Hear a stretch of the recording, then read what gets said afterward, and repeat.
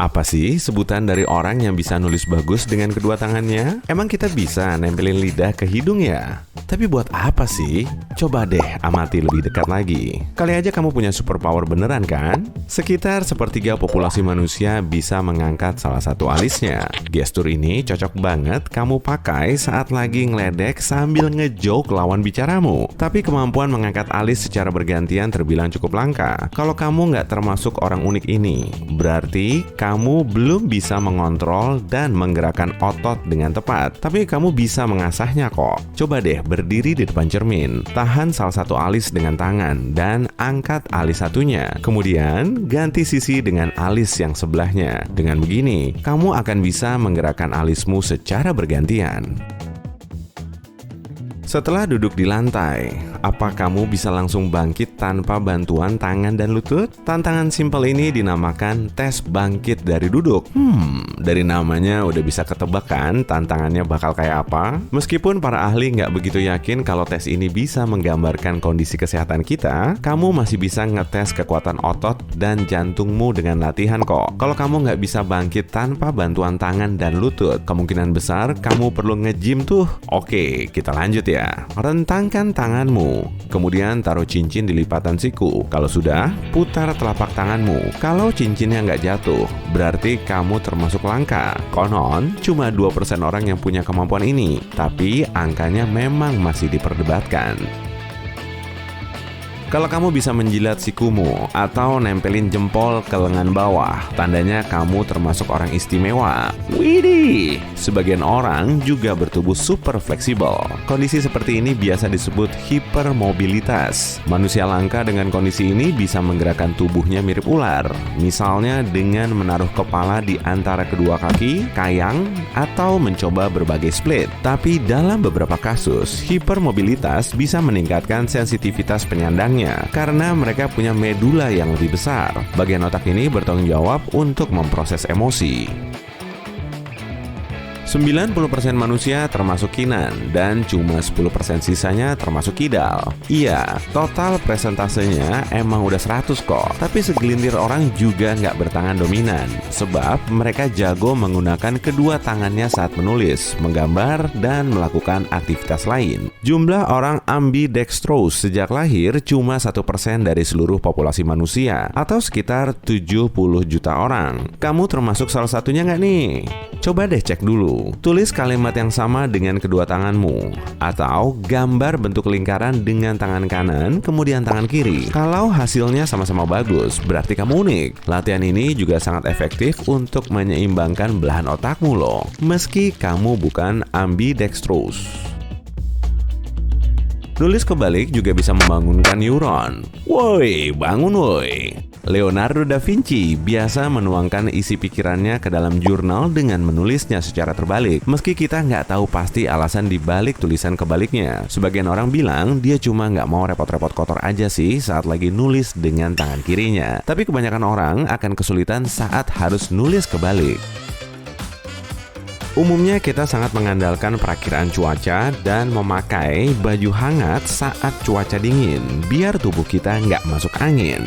Tapi ada juga loh orang beruntung yang bisa menjaga tubuh mereka tetap hangat meski cuacanya super dingin. Para pemberani ini bisa bersantui di luar ruangan cuma dengan celana renang dan tubuhnya nggak akan kedinginan. Mereka juga bisa nyeker di atas salju, berenang di sungai beku, atau nyemplung ke lubang es.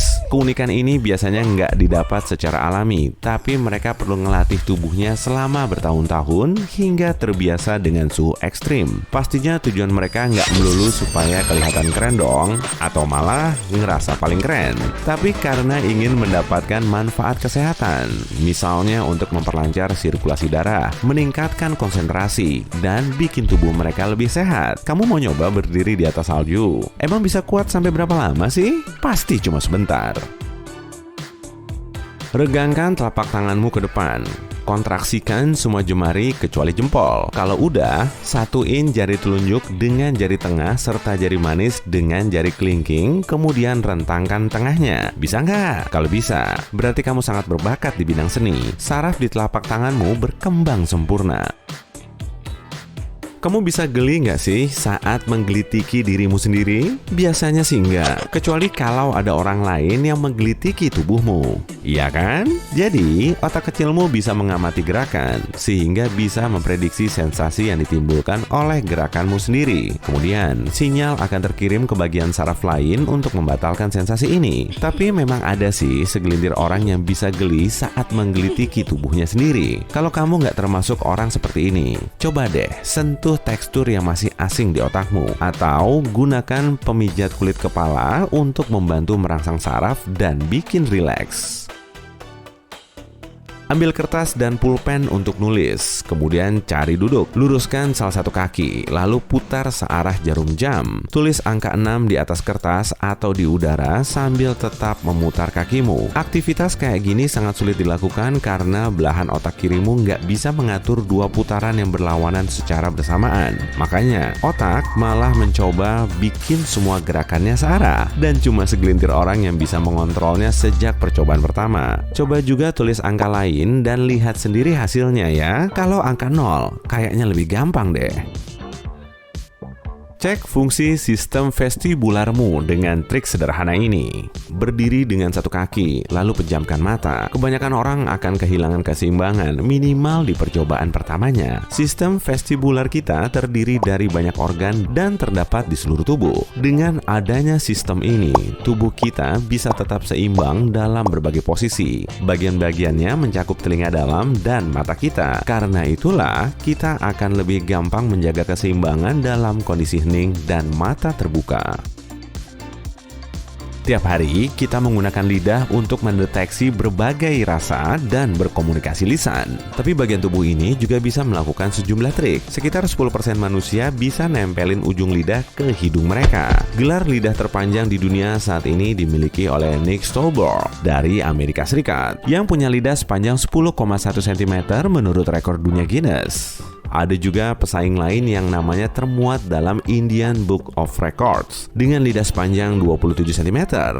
Wow, kalau makan es krim, dia pasti cepat habis tuh. Tapi rata-rata panjang lidah pria dewasa cuma sekitar 8,5 cm dan lidah wanita sekitar 7,9 cm. Jadi ini nih yang bikin kebanyakan orang kesulitan saat melakukan trik hidung tadi. Ngikat tangkai ceri emang udah jadi tantangan populer di kala pesta, tapi cuma sebagian orang yang bisa melakukannya dengan baik dan benar. Al Graniecki memecahkan rekor dunia Guinness pada bulan Juni 2014 setelah bikin 14 ikatan tangkai ceri cuma dalam waktu 1 menit dengan lidahnya. Wow, kalau kamu mau nyoba ngalahin rekornya, kamu perlu latihan ekstra keras dan pilih tangkai yang lebih panjang ya, sekitar 3,81 cm. Kalau mau nyari tahu tutorialnya, tanya ke Mbah Google aja. Sekarang coba deh berdiri di depan cermin, buka mulut, lalu lipat lidahmu ke atas sampai membentuk huruf U. Sekitar 65-81% manusia sudah jadi pelipat lidah sejak lahir, dan mayoritasnya adalah wanita. Sejumlah orang juga meyakini kemampuan ini bersifat genetik, tapi menurut penelitian terbaru, kita semua bisa mengasahnya dengan latihan kok.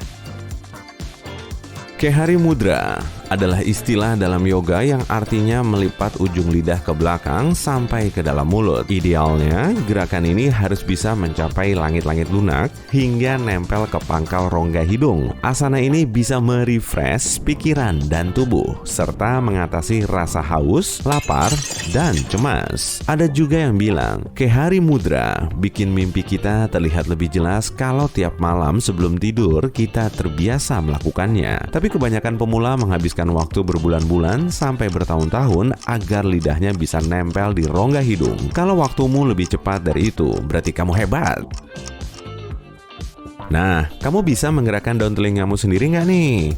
Kalau bisa, keren sih. Cuma ada sekitar 22% manusia yang bisa menggerakkan satu telinga mereka, sedangkan 18% lainnya bisa menggerakkan keduanya. Dulu, nenek moyang kita juga terbiasa menggerakkan telinga. Bahkan menurut para ilmuwan, mereka bisa melakukan berbagai gerakan. Jaringan otot yang bertugas menggoyangkan telinga dinamakan aurikular, dan kebanyakan manusia zaman now sudah nggak memerlukan jaringan ini lagi. Sebagian orang mengklaim setiap individu sebetulnya bisa menggerakkan telinga dengan latihan panjang. Tapi sayangnya, kita masih belum terbiasa menggerakkan telinga ke arah sumber suara layaknya anjing dan kucing.